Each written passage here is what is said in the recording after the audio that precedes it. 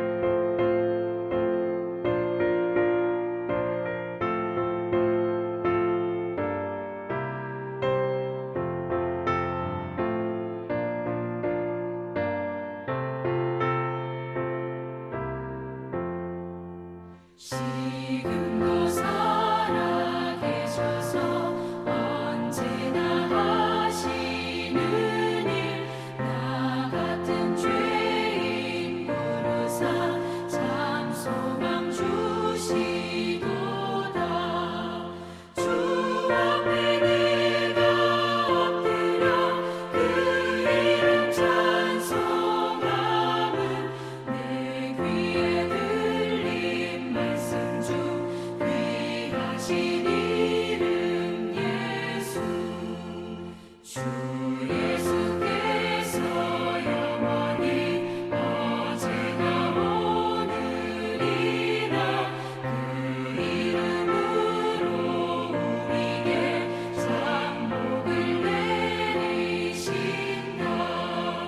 주 앞에 내가 엎드려 그 이름 찬송함은 내 귀에 들린 말씀 중 귀하신 이름 예수.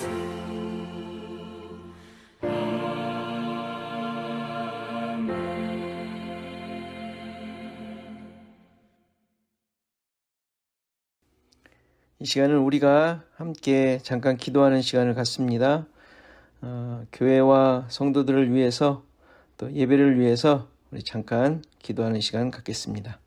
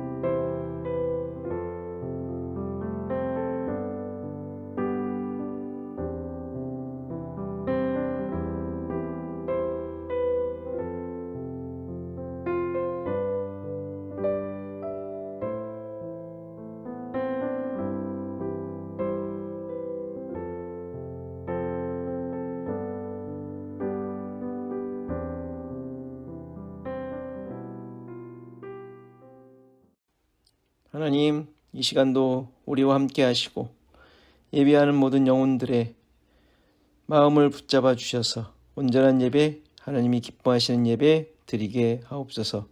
예수님의 이름으로 기도하옵나이다. 아멘. 다 같이 하나님의 말씀 마태복음 13장 31절에서 35절 말씀 보십니다. 마태복음 13장 31절에서 35절 말씀입니다. 한 목소리로 다 같이 봉독하십니다. 시작. 또 비유를 들어 이르시되 천국은 마치 사람이 자기 밭에 갖다 심은 겨자씨 한 알 같으니 이는 모든 씨보다 작은 것이로되 자란 후에는 풀보다 커서 나무가 되매 공중의 새들이 와서 그 가지에 깃들이느니라. 또 비유로 말씀하시되 천국은 마치 여자가 가루 서말 속에 갖다 넣어 전부 부풀게 한 누룩과 같으니라. 예수께서 이 모든 것을 무리에게 비유로 말씀하시고 비유가 아니면 아무것도 말씀하지 아니하셨으니 이는 선지자를 통하여 말씀하신 바 내가 입을 열어 비유로 말하고 창세부터 감추인 것들을 드러내리라 함을 이루려 하심이니라. 아멘. 다 같이 찬양, 날마다 숨쉬는 순간마다 찬양하시면서 헌금 봉헌하십니다.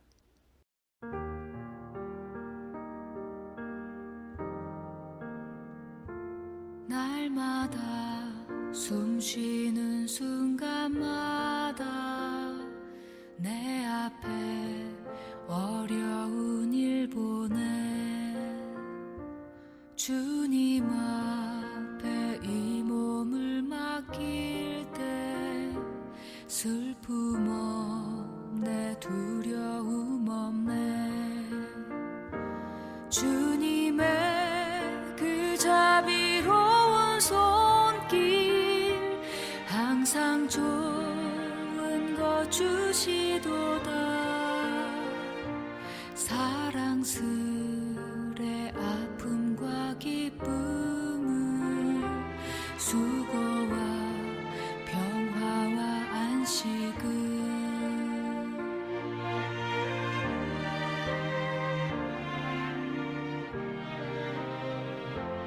날마다 주님 내 곁에 계셔 자비로 날 감싸주시네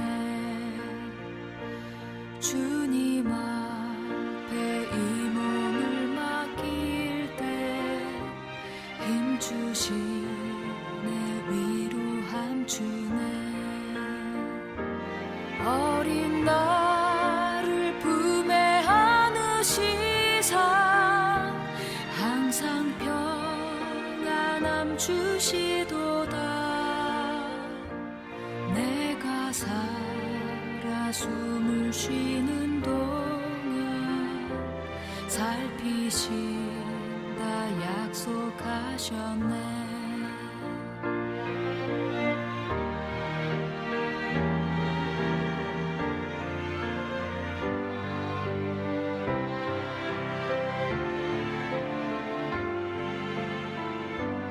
인생의 어려운 순간마다 주의 약속 생각해보네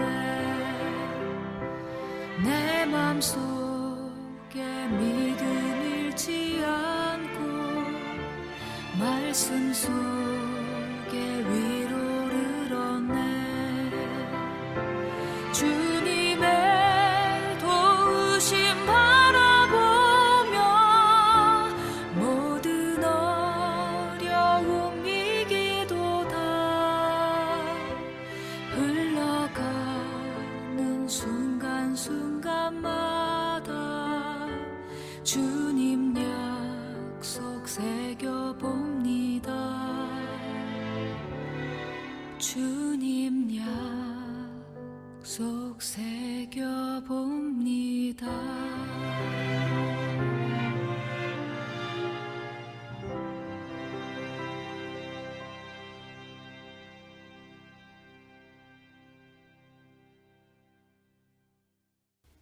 이 시간 우리 교회 소식 같이 보겠습니다. 자, 이렇게 모이지 못하는 과정 계속되고 있는데요. 여러분들 이 예배하는 삶이 끊이지 않도록 힘써 주십시오. 우리 믿음의 기초가 새롭게 세워지고 주님과의 관계가 확고해지는 시간이 되어야 할 것입니다. 매일의 삶 속에서 예배, 또 말씀, 기도 이것들이 계속 될 수 있도록 힘써 주시기 바랍니다. 우리 장로님 지난번에 소식 전해 드렸듯이 치료 잘 되고 있고요. 아마 퇴원을 하셨을 터인데 여러분들 계속 기도해 주시기 바랍니다. 그리고 우리 윤선우 전사님 선교사님도 그 항암 치료 과정이 잘 되고 있는 것 같습니다. 그 항암제도 잘 맞는 것 같고 페이스북 보면 머리를 다 깎으셨는데 여러분들 계속 기도해 주시기 바랍니다. 그리고 성경 읽기 열왕기상 15장 19장입니다. 여러분들 계속 좀 길지만 여러분들 계속 읽어 주시기 바라고요. 자, 그리고 태국에 있는 우리 김철수 선교사님께서 선교 소식 또 보내주셨습니다. 거기는 조금 뭐 낮았는지 이렇게 모여서 사진 보시면 아시겠지만 모든 모임도 같이 하고 하네요. 여러분들 계속 기도해 주시고 또 여러 필요한 내용들을 또 보내주셨는데 여러분들 힘써 주시고 기도해 주시면 좋겠습니다. 자, 우리 다 같이 기도하고 하나님 말씀 보시겠습니다. 주님 감사합니다. 우리를 지키시고 인도하셔서 예배하며 또 함께 찬양하게 하심에 감사드립니다. 우리의 삶이 주님의 인도하심으로만 살아가게 하시고 모든 상황 속에서 주님을 찬양하며 높이는 그런 삶이 되게 하옵소서.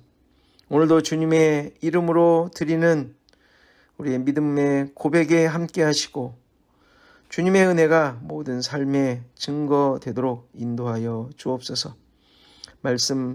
말씀해 주시고 또 깨닫게 하시고 우리를 새롭게 해 주옵소서. 예수 그리스도의 이름으로 기도하옵나이다. 아멘. 마태복음 13장에 나오는 비유들은 천국에 대한 비유입니다. 어떤 모습인지를 보여주기도 하고 또 어떻게 세상에 드러나는지 그리고 그 안에 사는 자들의 모습은 어떠한지 등 여러 모습들을 설명해 주는 내용입니다. 그런데 비유로 말씀하시는 이유에 대해 마태는 시편 78편 2절을 인용하면서 설명을 하죠. 오늘 본문에 읽었는데 앞서서 예수님께서도 비유로 말씀하시는 이유에 대해 이사야의 말씀을 이루는 것으로 설명하셨습니다. 천국의 비밀을 아는 것이 허락된 자들만 이해하고 그 외에는 보아도 보지 못하고 들어도 듣지 못하며 깨닫지 못하게 하셨다는 것이죠. 이 말의 의미가 무엇입니까? 그 사람들을 어리석고 무능하게 하셨다는 말이 아니라 세상 사람들이 생각하는 일반적인 모습이 아니라는 말입니다. 세상의 지식과 지혜와 경험으로는 전혀 파악되지도 않고 받아들일 수 없는 모습이라는 것입니다. 오늘 마태가 인용한 시편 78편의 내용을 보면 길게 나오는데요. 그 내용 전반적인 내용은 출애굽에서부터 다윗 왕을 세우시기까지 하나님께서 이스라엘을 어떻게 이끄셨는가 그 내용, 그 역사를 설명하는 내용이에요. 그런데 2절 3절을 보면 내가 입을 열어 비유로 말하며 예로부터 감춰졌던 것을 드러내려 하니 이는 우리가 들어서 아는 바요 우리 조상들이 우리에게 전한 바라 하면서 이 모든 내용을 조상들로부터 들어서 아는 것이라고 얘기를 하지 않습니까? 다 아는 거죠. 이스라엘의 역사니까. 그런데 왜 비유로 말하며 예로부터 감추어졌던 것이라고 말을 할까요? 지금 그것을 드러내려고 한다고 얘기하지 않습니까? 다 아는 내용인데 감추어졌던 것을 드러낸다고 말하는 이유가 무엇이냐 이 말이에요. 그것은 모두가 아는 대로 조상들이 경험한 내용들이지만 그 안에 있는 그 모든 그 경험한 내용들, 그 안에 있는 하나님의 뜻을 제대로 깨닫지 못했기 때문에 그렇게 말하는 거예요. 하나님께서 여러 가지 사건과 기적과 내용으로 하나님께서 알리시고자 하는 것을 보여주셨습니다. 그러나 이들은 자신들의 욕심과 애굽의 기준에 빠져 불순종과 거역의 삶을 살았던 것이에요. 이것을 시인은 그 78편을 쓰면서 드러내고 싶은 거예요. 너희들이 이렇게 살았다. 제대로 깨닫지 못하고 살았다라는 것을 드러내려고 하는 거예요. 모든 과정에 하나님의 역사를 경험하지만 불순종과 그 불신앙으로 대항했다는 것이죠. 그런데 이러한 불신앙의 이스라엘을 하나님께서는 약속하신 대로 이끌어 가십니다. 그것을 지금 쭉 설명을 해요. 계속 불순종의 그 내용을 쭉 설명하면서 그럼에도 불구하고 하나님께서는 약속하신 대로 이끌어 가셨다라는 사실을 설명하고 있어요. 가나안을 주셨죠. 거기에서 나라들을 쫓으셨고 그 땅을 분배하여 자기들의 장막을 가지고 그 안에서 살게 하셨습니다. 그럼에도 불구하고 앞서 조상들의 배반했던 그 광야에서 배반했던 것들을 또 거기서 반복을 하였는데 그러므로 말미암아 주의 영광과 능력의 상징인 언약궤까지 그 블레셋에게 뺏기는 일이 일어나게 되죠. 사사시대에 일어난 일들입니다. 또 왕정시대에. 그러나 이러한 상황 속에서 유다 지파를 택하시고 다윗을 택하셔서 주님의 소유인 이스라엘을 기르도록 하셨다는 것으로 이 시 전체가 이루어져 있습니다. 무슨 얘기를 하려는 것이죠?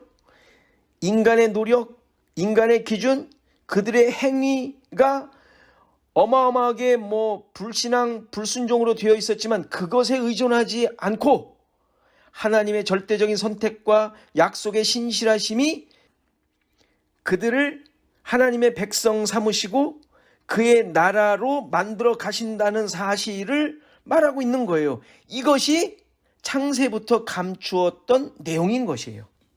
이 사실을 시인은 역사를 돌이켜보며 드러내고 있는 것이죠. 그런데 지금 이 사실을 지적하며 마태는 비유를 통하여 놀라운 하나님의 뜻, 창세부터 감추인 것이 드러나고 있음을 말하고 있는 거예요. 같은 그 의미로 문맥상에 말하고 있는 것이죠. 앞에서 몇 가지 비유를 보았지만 모두가 하나님의 나라와 그 나라의 통치에 대한 내용이었어요. 내 밭의 비유는 하나님의 말씀이 심겨져 열매를 맺는 자들이 바로 하나님 나라를 이루게 됨을 보여주는 것이고, 좋은 씨를 뿌린 밭에 원수가 가라지를 덧뿌리고 간 비유에서는 천국의 아들들과 원수의 아들들이 추수 때까지 함께 자라게 되는 모습을 설명했던 것이죠. 이 천국에 대한 비유에서 보여주는 내용들은 천국이 물리적으로 또는 현상적으로 가시적으로 보일 수 있게 드러나는 것이 아니라 천국을 소유한 자들이 어떤 자들인지, 어떤 삶을 사는지, 또는 천국의 속성, 특징은 어떤지, 이런 것에 대해 설명하고 있는 거예요. 게다가 일반적으로 판단하기에 상식적이지 않고 경험적이지 않기에 설사 천국의 가치나 기준이 보인다 하더라도, 하나님의 인도나 다스림이 혹시 느껴진다 하더라도 쉽게 판단하고 따를 수 없다는 사실 역시 보여줍니다. 이 사실을 오늘 본문의 비유가 잘 알려주죠. 흔히 겨자씨 비유는 천국의 생명력으로 이해하곤 합니다. 작은 존재, 보이지 않는 실체지만 그 생명력은 살아있어서 큰 나무를 이루어 모든 자들이 쉼을 얻게 된다는 이해로 우리가 해석을 하죠. 이 내용은 천국에 대해 크게 틀린 것은 아니지만 잘 생각해 보면 이런 물리적인 내용은 이 땅에서 주어지지 않는다는 사실을 우리는 기억해야 합니다. 예수님께서 선포하신 하나님 나라에 사는 자들이 이 세상에서 얻는 어떤 평안이나 쉼, 기쁨, 이것을 얘기하신 적이 없다는 사실이에요. 천국의 삶을 사는 자들은 이 땅에서 쉼을 얻지 못하고 또 가진 것들을 역시 다 빼앗겨야 한다는 것이 진짜 천국을 사는 자들의 모습 아닙니까? 바울이 자기의 고백에서 세상의 모든 귀하다고 생각되는 모든 것들을 다 버렸듯이 말입니다. 버렸다고 고백하듯이 말입니다. 그러니까 누룩 비유도 실은 비슷한 내용으로 이해했었죠. 작지만 보이지 않지만 자신을 덮고 있는 세상을 변화시키는 것이라고 우린 이해를 했습니다. 이것도 역시 틀린 이야기는 아니지만 지금 비유를 통해서 드러내고자 하는 감추인 것에 대한 설명은 아닌 거예요. 우선 이 비유에서 말하고자 하는 것은 시편 그 78편에서 이스라엘이 그래 했던 것처럼 천국은 어느 누구도 받아들이지 않는, 인간의 상식과 기준으로는 그들이 경험해온 그런 백그라운드 가지고는 결코 깨달을 수 없는 존재라는 사실을 말해주는 것이죠. 인간의 기준, 상식, 경험, 그리고 내가 가지고 있는 이 나라는 기준을 가지고는 천국을 받아들일 수 없고 오히려 그것을 배척하고 천국 복음을 전하는 예수님을 믿지 않았다는 사실을 보여주는 비유인 거예요. 당시에 겨자씨를 자기 밭에 심은 경우는 없었다고 합니다. 왜냐하면 늘 주변에 있었기 때문이죠. 따라서 지금 비유에서처럼 자기 밭에 심는다면 사람들이 의아해하게 생각할 수밖에 없었던 것이죠. 거기다가 겨자씨 하나를, 아주 보이지도 않는 하나를 자기 밭에 그걸 귀한 것처럼 심을 이유가 없는 것이죠. 그런데 천국이 바로 이러한 것과 같다고 이야기하는 거예요. 무슨 얘기입니까? 누구도 인정하지 않는, 생각하지 않는, 상식적이지 않은, 그러나 내 밭에 심어진 존재라는 것을 보여주는 것이죠. 세상의 기준과 가치를 추구하는 사람들에게 천국은 이렇게 쓸모없는, 하찮은, 거들떠보지도 않는 존재라는 것을 보여주는 것입니다. 그러니까 천국은 세상에서 세상의 가치와 기준을 가지고 있는 사람들에게는 결코 알 수도 없고 인간의 능력으로 찾거나 얻어낼 수 없는 그런 존재인 것이죠. 그러니까 시편 78편에서 이스라엘 백성들이 광야 생활을 하고 또 가나안에 가서 수많은 하나님의 은혜 가운데 있는 삶을 살지만 그러한 모든 상황 가운데에서도 하나님의 다스림을, 하나님의 통치를, 하나님의 나라의 삶을 살지 못했지 않습니까? 왜죠? 애굽적인 사고, 자기 것을 버리지 않는, 그리고 세상 것이 더 좋아 보이는 시선, 시각, 가치 기준, 이런 것들로 인하여 일어난 일들이었던 것이죠. 자, 그런데 오늘 비유를 보면 이러한 천국에 놀라운 상황이 발생을 해요. 숨겨진 천국에, 아무도 모르는, 거들떠보지도 않는 그 천국에 공중의 새들이 와서 그 가지에 깃들이게 된 거예요. 당연히 천국의 백성들이 얻게 될 주님이 주시는 안식을 누리는 모습을 보여주는 것으로 이해할 수 있습니다. 결코 이것이 무슨 외적인 성장이나 성공을 말하는 것이 아니죠. 지금 비유를 통해서 하나님의 다스림과 통치를 말하고 있고 아무도 느끼지 못하는, 세상이 발견하지 못하는, 하찮게 여기는 그런 걸 말하고 있고 그로 말미암아 주어지는 은혜를 보여주는 것이잖아요. 그런데 수많은 신자들이 하나님의 다스림과 인도하심에 대해 세상에서 얻는 가치로 판단하는 그런 실수를 범한다는 사실입니다. 시편 78편에서 지적했듯이 하나님의 다스림, 그의 백성을 인도하심은 세상의 기준과 가치로 하시지 않았지 않습니까?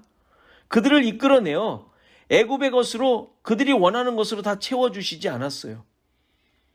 하나님의 기준, 하늘의 기준을 깨닫도록 하시는 데에 목적이 있으셨기 때문이죠. 만일에 세상의 기준과 가치로 이끄셨다면 이스라엘을 끝까지 이끄실 필요가 없지 않습니까? 이끄시면 안 되죠. 불신앙, 애굽적 사고, 그리고 인간의 욕심에 대해 심판하시고 당연히 멸절시키셨어야 합니다. 그러나 그들을 끝까지 책임지시고 인도하셔서 하나님의 나라를 이루어 가셨지 않습니까? 그런데 이러한 하나님 나라에 세상의 가치가 자리 잡게 된다는 사실 역시 이 비유에서 보여주고 있습니다. 그 이해도 우리는 놓치지 않아야 되는 것이죠. 공중의 새들이 가지에 깃드는 장면을 여기서 설명하고 있는데, 이 모습은 다니엘서 4장의 다니엘이 예언을 해석할 때 역시 설명되는 내용이에요. 다니엘서 4장 10절을 보면 이렇게 이제 그 해석을 하죠. 내가 침상에서 나의 머릿속으로 받은 환상이 이러하니라. 내가 본즉 땅의 중앙에 한 나무가 있는 것을 보았는데 높이가 높더니 그 나무가 자라서 견고하여지고 그 높이는 하늘에 닿았으니 그 모양이 땅 끝에서도 보이겠고 그 잎사귀는 아름답고 그 열매는 많아서 만민의 먹을 것이 될 만하고 들짐승이 그 그늘에 있으며 공중에 나는 새는 그 가지에 깃들이고 육체를 가진 모든 것이 거기에서 먹을 것을 얻더라. 아까 말씀드린 대로 이건 바벨론 왕 느부갓네살 왕이 두 번째 꿈을 꾸고 다니엘이 해석한 내용을 마치 느부갓네살이 고백하듯이 쓴 내용이에요. 여기서 당연히 중앙의 큰 나무는 바벨론을 의미하고 있고요. 그리고 그 주변에 이제 있는 그 들짐승 나는 새는 영향권 아래에 있는 주변의 나라들을 표현한 내용입니다. 그러니까 거기에 붙어서 바벨론의 부와 안전과 평안을 얻고 사는 존재인 것이죠. 그런데 여기서 나오는 이 나무는 영원한 나무가 아니라 하늘에서 순찰자가 내려와 심판하게 될 것을 설명을 하죠. 그럼 그 가지에 깃든 나라들 역시 함께 망하게 될 나라임을 보여줍니다. 그러니까 이런 배경을 가진 이 표현이 지금 이 비유에서 지금 표현되고 있는 것이죠. 마찬가지로 겨자나무 가지에 깃든 새들이 세상의 가치와 목적을 얻는 자로 바로 하나님의 통치 가운데 존재한다는 사실을 보여줍니다.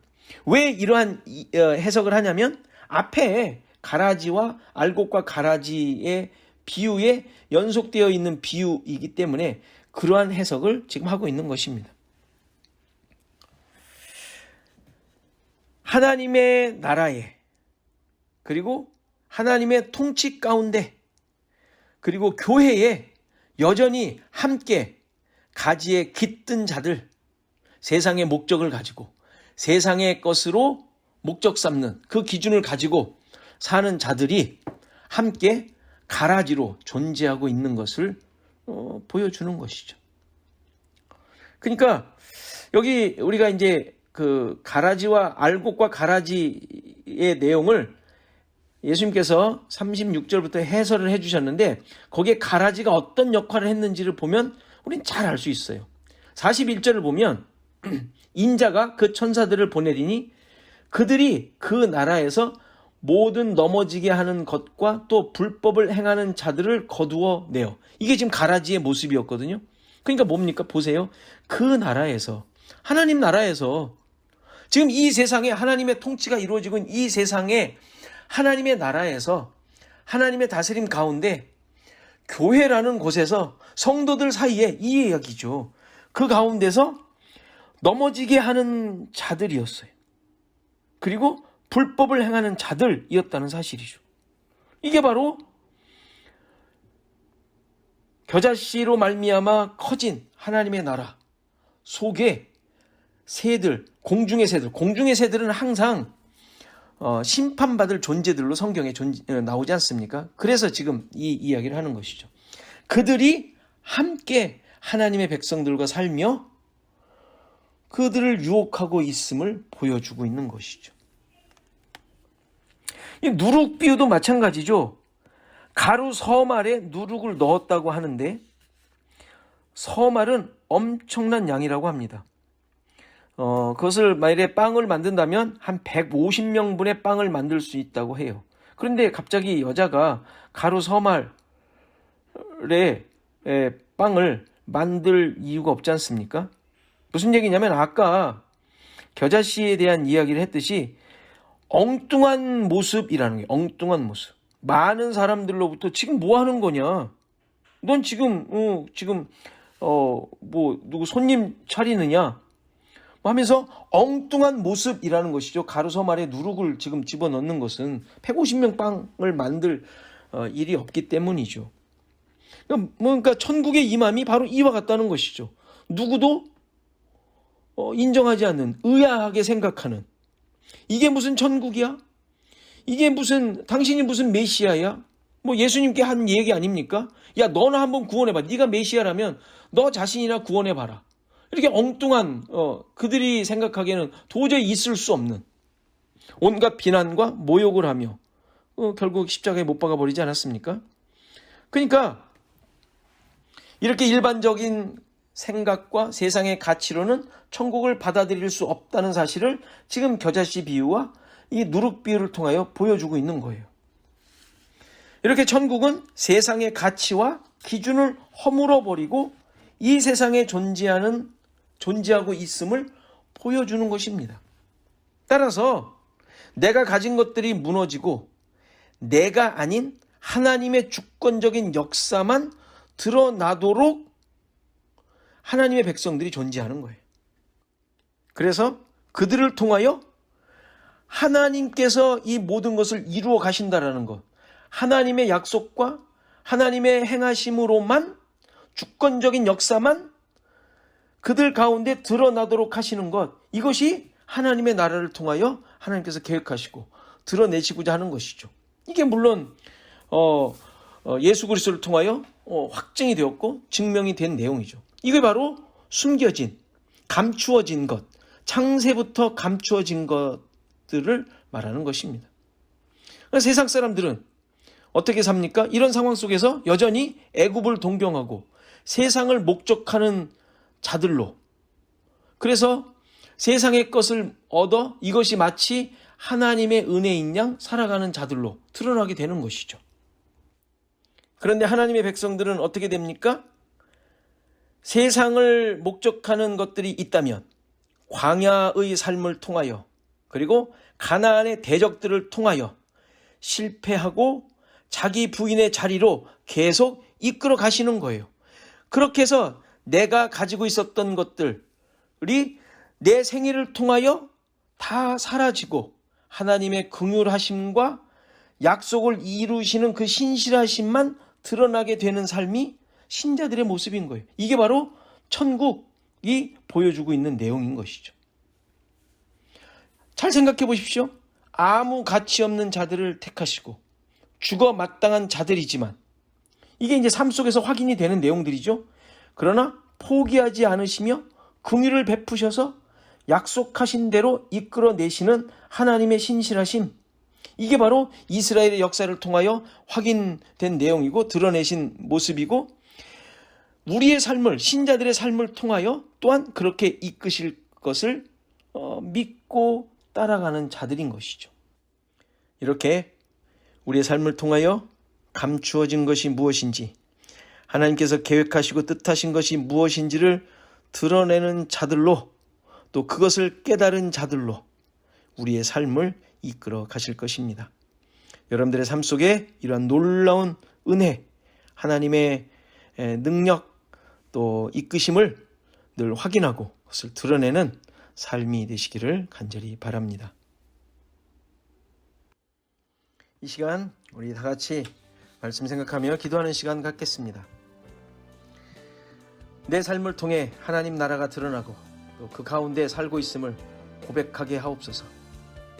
세상이 주는 것들로 인해 믿음이 흔들리지 않게 하시고 오직 주의 은혜로만, 주님의 주권적인 인도하심만으로 살게 하옵소서.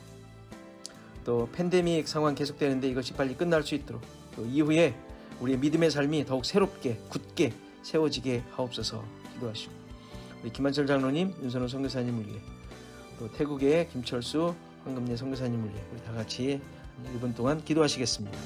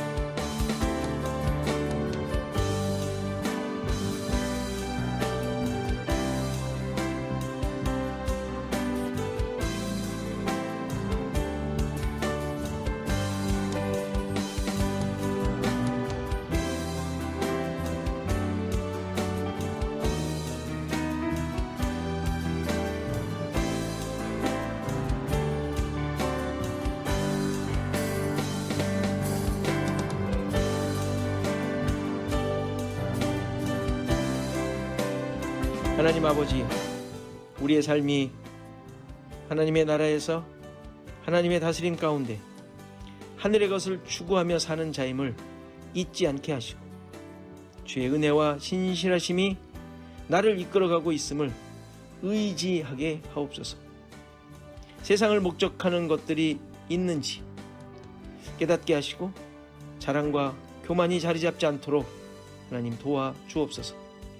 팬데믹이지만 여전히 세상은 그들의 힘과 능력으로 세워져 가고 있음을 봅니다. 우리의 모습이 연약하고 보잘것없어 보이기도 합니다. 살기 위해 힘써야 할 충동을 느낍니다. 주님, 육신을 가졌지만 신자로서 바른 것을 보게 하시고 판단하게 하옵소서. 주의 은혜와 도우심을 구합니다. 시애틀 주원학교회가 모두 한 마음이 되게 하시고 세상을 감당할 능력으로 세워지도록 인도하여 주옵소서. 김한철 장로님에게 힘을 주시고 모든 치료의 과정, 손길 주님께서 함께하여 주시고 동행하여 주시고 살아계신 하나님을 고백하게 하옵소서.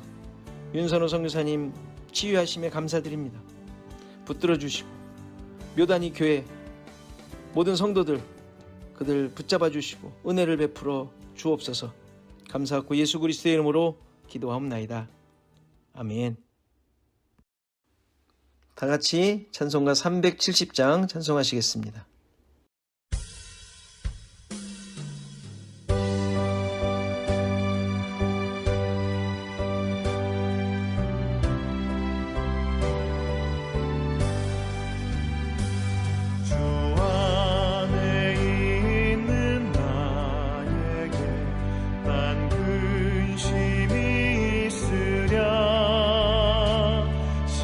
십자가 밑에 나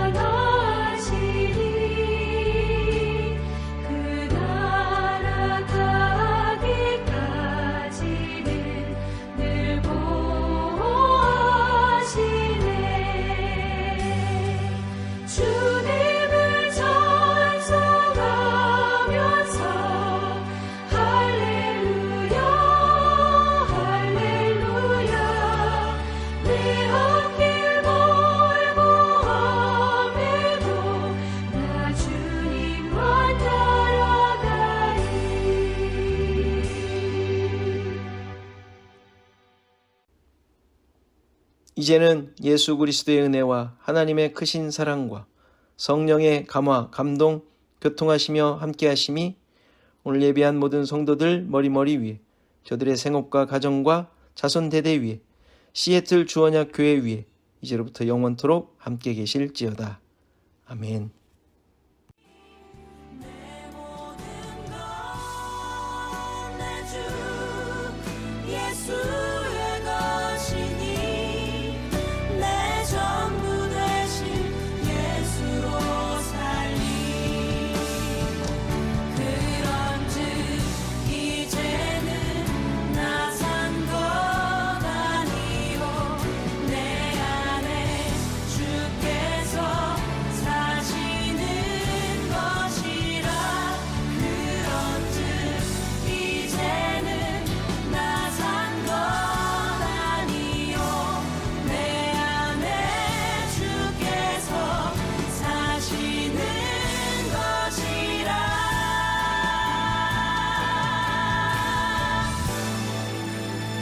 나의 삶은 내 주 예수의 것이니 내 생명 다해 예수로 살리 내 모든 것 내 주 예수의 것이니 내 전부 되신 예수로 살리 나의 삶은 내 주 예수의 것이니 내 생명 다해 예수로 살리 내 모든 것 내 주 예수의 것이니 내 전부 되신 예수로 살리 내 전부